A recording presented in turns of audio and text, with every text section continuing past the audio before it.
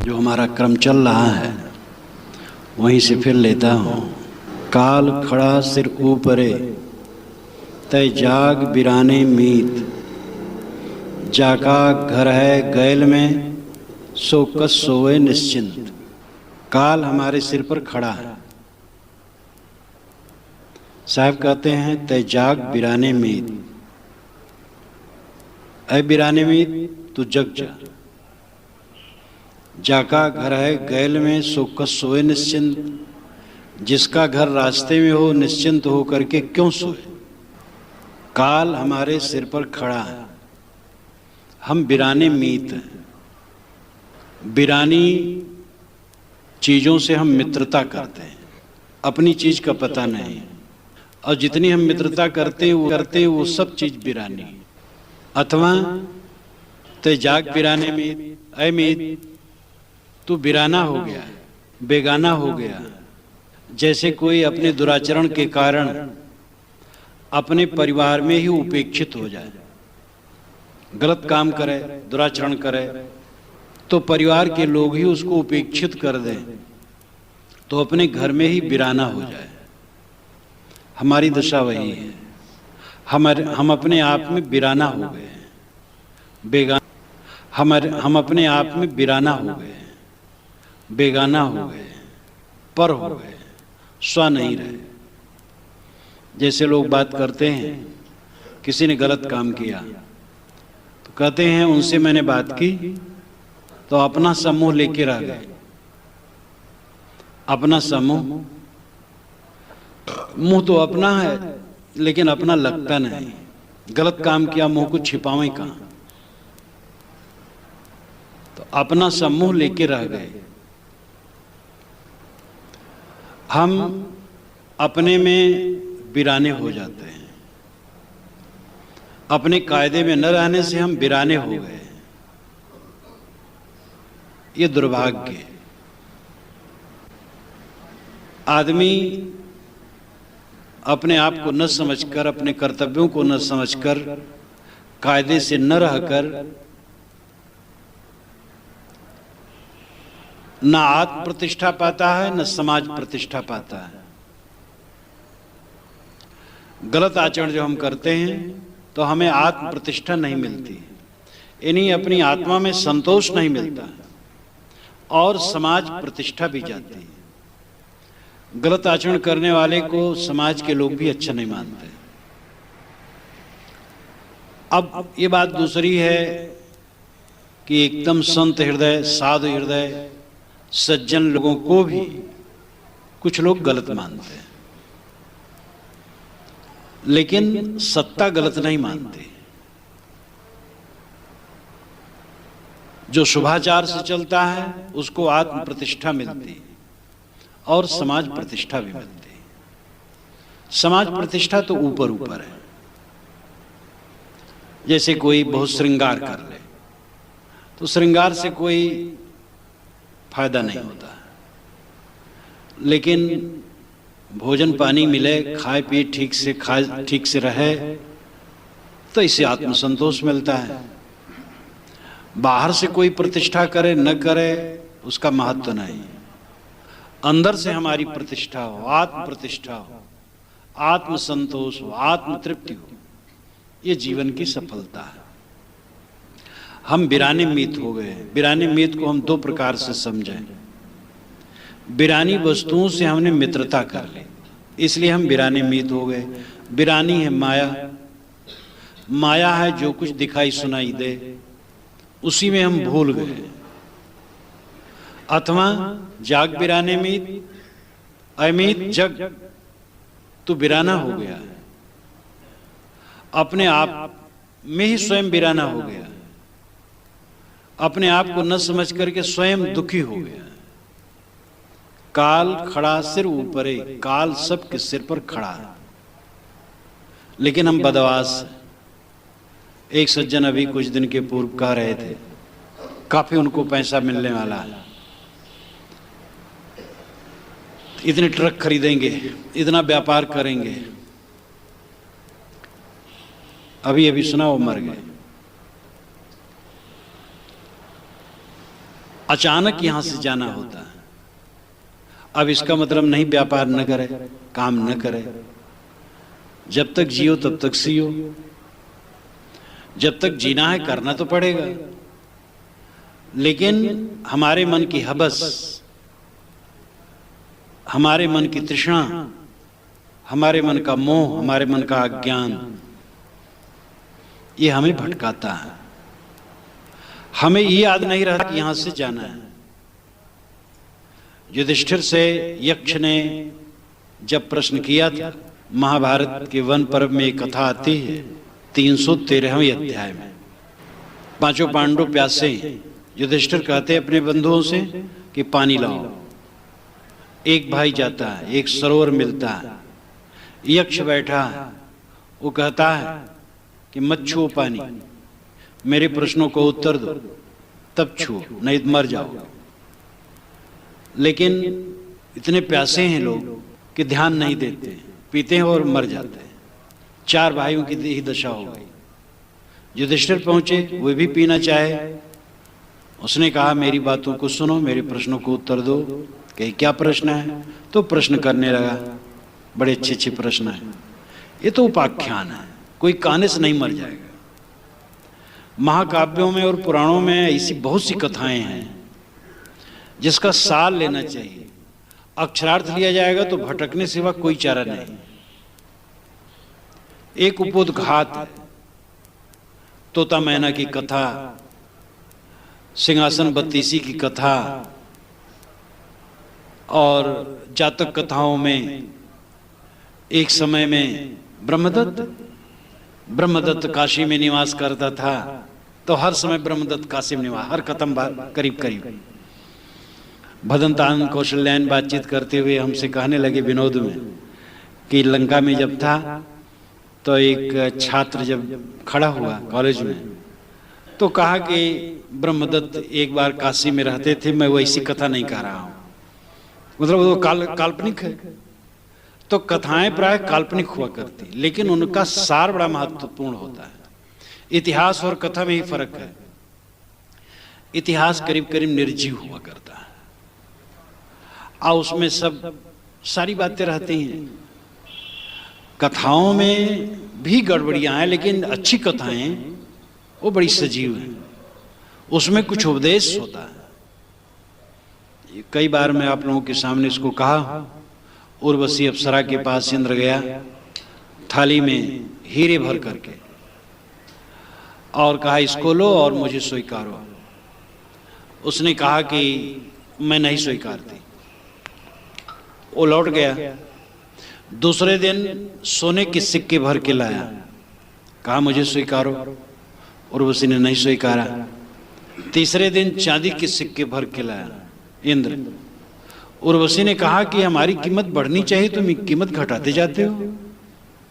इंद्र ने कहा जो परसों तुम्हारी जवानी थी कल नहीं रह गई, और कल जो तुम्हारी जवानी थी आज नहीं रह गई। तुम रोज तो बूढ़ी हो रही हो, तो कीमत घटेगी। अब कथाएं भी काल्पनिक है, लेकिन कितनी चोटदार बात है। हर क्षण आदमी बूढ़ा होता है। इसलिए इंग्लिश वाले जो लिखते हैं बड़ा बढ़िया लिखते हैं। 3 बरस का बच्चा है तो 3 बरस का उसको ओल्ड लिखते हैं। 10 बरस का है, 20 बरस का, उतने बरस का ओल्ड लिखते हैं, उतने दिन का बूढ़ा। ये अच्छा है। तो यक्ष ने पूछा सबसे बड़ा आश्चर्य क्या है? युधिष्ठिर ने कहा अहन्यहनि भूतानि गच्छन्ति हि यमालयम शेषाः स्थावर मिच्छन्ति किमाश्चर्यमतः परम। अहन्यहनि नाम रोज रोज, अहन्यहनि भूतानि, भूतानि प्राणी, गच्छन्ति जाते हैं यमालयम, यमपुरी में, मौत के द्वार पर। अहन्यहनि भूतानि गच्छन्ति यमालयम शेषाः, जो बचे हुए हैं, अस्थावर मिच्छन्ति, उनकी यही इच्छा है कि हम यहीं रहें। किम आश्चर्यमतः परम, इससे बड़ा आश्चर्य क्या होगा?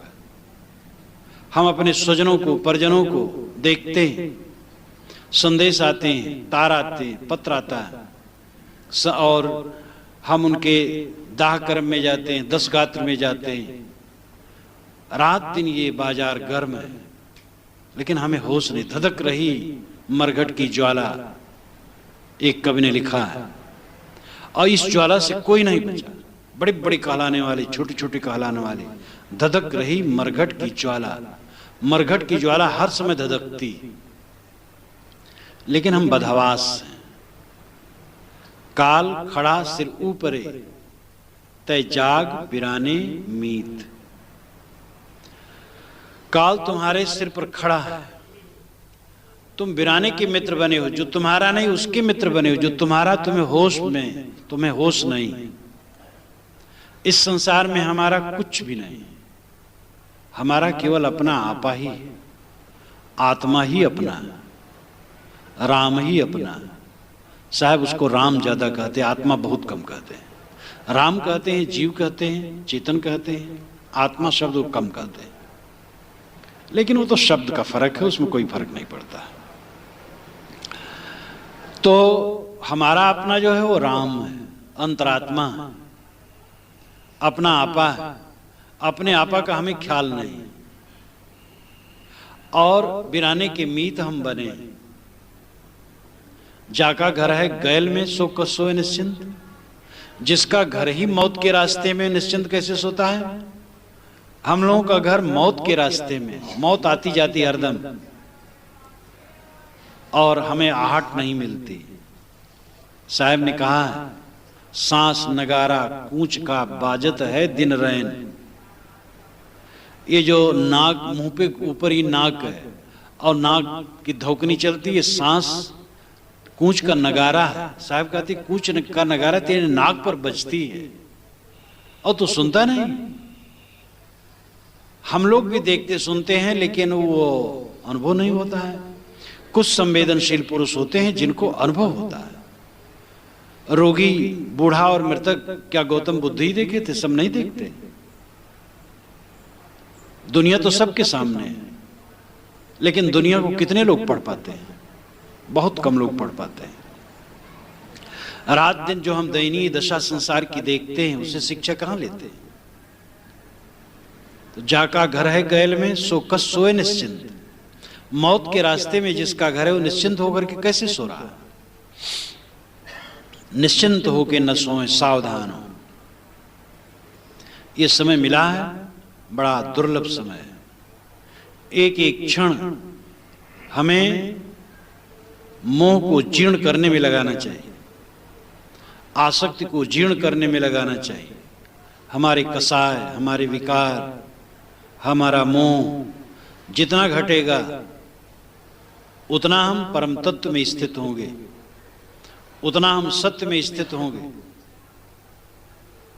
और जितना हमारे मन में मोह का पर्दा होगा उतना हम उससे दूर होंगे। मत नाना, विचार सरणियां बहुत है, लेकिन सब में सार यही है कि मन का मोह मिटे, मन की आसक्ति मिटे। मन की आसक्ति मिटने पर ही आत्म साक्षात्कार होगा या परमात्मा का मिलन होगा। भाषा दो है, आत्म साक्षात्कार और परमात्मा की प्राप्ति। ये भाषा दो है, वस्तुतः दो नहीं है। और मोह मिटने पर ही होता है। इसलिए मोह को छीण करें, राग को छीण करें, आसक्ति को छीण करें। जहां से अचानक उठ करके जाना है वहां ममता फैलाना कितना बड़ा ज्ञान है। इस संसार में अपने मन का इतना विस्तार कर देना कि उसी में उलझ जाना कितना बड़ा ज्ञान। ये संसार एक कांटे की झाड़ी, बहुत सावधान होकर के निकलने से काम बनेगा। निरानिर आत्मा नहीं है कि परमार्थ और बोध की बात में ही रहो, कुछ जरूरत नहीं है। खाने की भी जरूरत है, पीने की भी जरूरत है, पहनने की भी जरूरत है। रोग लग जाए तो दवाई की भी जरूरत है, रहने के लिए छाने की भी जरूरत है। और हमारी शरीर की रक्षा में जो सहायक है उनकी भी रक्षा करना जरूरी है। दुनिया अदलू बदलू है, लेना देना पड़ता है। तो ये जिम्मेदारियां भी, कर्तव्य भी, इनसे आंखें मीची नहीं जा सकती। दुख यह है कि आदमी खाली इसी में पड़ा है, कमाने में, खाने में, परिवार पोषने में, और यही सब खाली व्यवहार ही में पड़ा है। जिसके लिए वो आया था वो कुछ भी नहीं कर रहा है। यह बहुत बड़ी सावधानी। जीवन की सफलता है आत्मसंतोष, और अगर आज आत्मसंतोष नहीं हो रहा है तो कल नहीं होगा, ये पक्का है। आज ही आत्मसंतोष की जरूरत है। मनुष्य जीवन के लक्ष्य की प्राप्ति इसी जीवन में होती है। हमारा वह उद्देश्य नहीं हो सकता है जो देश और काल की दूरी में हो, किसी दूसरे देश में हो, दूसरे काल में हो, वो हमारा उद्देश्य नहीं। हमारा उद्देश्य वह है जिससे न देश की दूरी है न काल की दूरी है। दूसरे देश में नहीं मिलता है और दूसरे समय में नहीं मिलता है, इसी समय में और इसी देश में है। देश का अर्थ देश जगह, जहां हम बैठे वहीं वह है जिसे हम चाहते हैं। लेकिन ये समझना पड़ेगा। तो जिसके लिए हम ये उत्तम चोला धारण किए हैं उसको बिल्कुल दरकिनार रखते हैं और केवल साख सहवाल में उलझे रहते हैं। अब कोई खेत जोते, गोड़े बोवे, सींचे, कांटे मीजे, दावे उसावे, यही सब करता रहे और कभी भोजन पका के खाए ना, तो क्या मतलब है? तो भोजन के लिए सब किया जाता है। मकान बनावे, लीपे पोते, चिकना करे, साफ सुथरा करे, बस झाड़ू पोछा करता रहे रोज और कभी विश्राम न करे, तो मकान बनाने का मतलब क्या है? ये शरीर और व्यवहार का क्या मतलब है? इस शरीर से आत्मलाभ प्राप्त करना, आत्म शांति प्राप्त करना, इसी जीवन में रहते रहते परम शांति के सागर में पहुंच जाना, ये जीवन की सफलता है। और हम अपने आप को बाहर इतना उलझा लेते हैं कि भीतर प्रविष्ट नहीं हो पाते, एकदम एकांगी हो जाते हैं। ये दोष जो मढ़ा गया संतों पर कि वे एकदम परमार्थवादी होते हैं और व्यवहार का उल्लंघन करते हैं। ये मरने वाले जब जिनको कुछ सोचना नहीं है वो कहते रहते हैं। किसी बात पर समीक्षा करनी हो तो तत्संबंधी ज्ञान होना चाहिए और निष्पक्ष दृष्टि होनी चाहिए। सहृदय होकर के आलोचना करने से तब आलोचना स्वस्थ होती है। कोई अमुक विचार किसी का एकंगा हो सकता है, लेकिन परमार्थ तो जीवन का लाभ है। और महात्मा संत किसी मत की, पूरी दुनिया में किसी मत के रहे हो, वो ये नहीं बताए हैं कि व्यवहार नहीं करना।